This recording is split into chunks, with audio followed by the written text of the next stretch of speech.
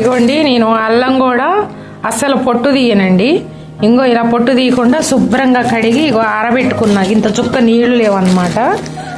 ఇలా నేను చాలామంది ఏంటంటే పొట్టు అంతా గిల్లాలి అంటారు. దీన్ని 4-5 సార్లు మంచిగా బ్రష్ చేసి రుద్ది శుభ్రంగా కడిగే కానీ ఎట్టి పరిస్థితుల్లో పొట్టు అనేది అయితే తీయలేదన్నమాట.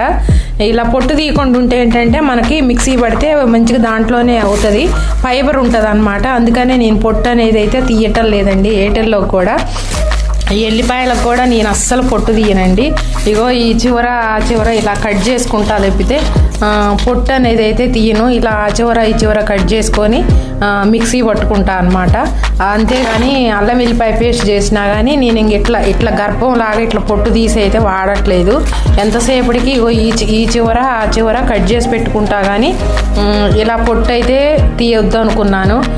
మీరు కూడా ఇలా పొట్టు తీయకుండా వాడుకుంటే ఫైబర్ ఉంటుంది, మనకి హెల్త్కి మంచిది, కొలెస్ట్రాల్ని బయటికి తీస్తుంది అన్న ఉద్దేశంతో ఈ రకంగా కూడా మనకు పొట్టు అనేది కడుపులోకి పోతుంది.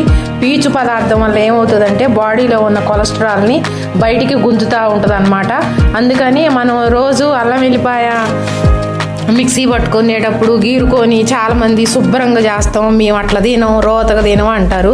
రోత అన్నది కాదండి, ఫైబర్ తినటం వల్ల ఏమవుతుందంటే మన బాడీలో ఉన్న ఫ్యాట్ అనేది గుంజుకొని వస్తుంది, ఫ్రీగా మోషన్ అవుతుంది అన్న ఉద్దేశంతోనే. కానీ ఇప్పుడు నేను ఈ పొట్టు తీయనంత మాత్రాన నేను ఏమన్నా రోత మనిషినా? ఇప్పుడు చూశారు కదా, ఎక్కడన్నా ఏమన్నా ఉందా? ఎంత మంచిగా ఎంత నీట్గా ఉన్నాయి ఇవన్నీ అల్లం కూడా. అంత మాత్రాన ఇది రోత అని అనుకోవద్దండి. పొట్టు అనేది తినటం మంచిది. ఇప్పుడు ఇవి ఉన్నాయండి, ఈ చివర్లు తీసేసి ఇంకో ఇప్పుడు ఇది తీస్తే వీటికి ఏముంటుందండి, ఈ మిక్సీ పడితే ఏమన్నా నష్టం ఉంటుందా? దీంట్లో మన కడుపులో పోతే ఏం జరుగుద్ది? ఏం జరగదు కదా, చచ్చిపోము, బాగానే ఉంటాము, హెల్త్కు మంచిది.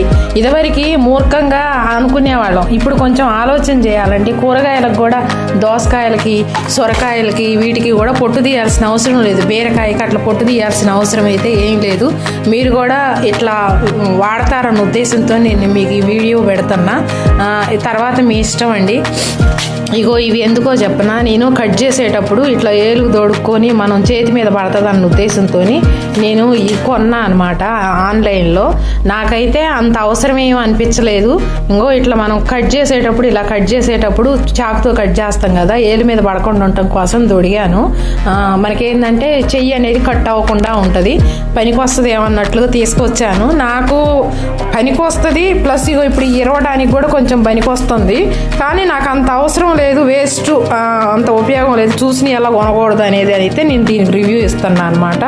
ఓకే ఫ్రెండ్స్, మీరు కూడా ఇలా శుభ్రంగా కడుక్కొని పొట్టు తీయకుండా పేస్ట్ చేసుకోండి. ఓకేనా?